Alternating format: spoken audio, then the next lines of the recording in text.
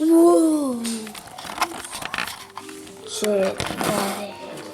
Oare ce o să găsim pe insula asta? Pustie sau dacă este pustie? O văd doar un palmier pustie.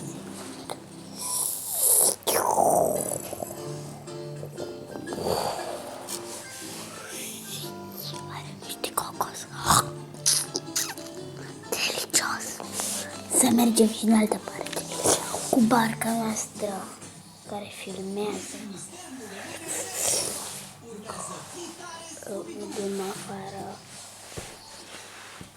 Luna martie este dedicată lui Tom și Jerry.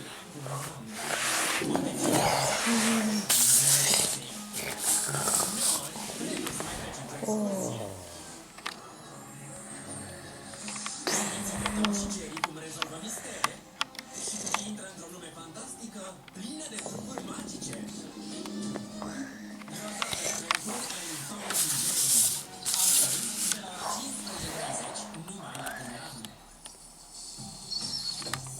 Acum este timpul pentru o pauză de publicitate.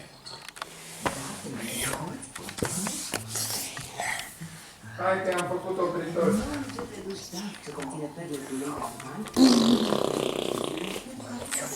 Știi că eu vin cu filmarea, da?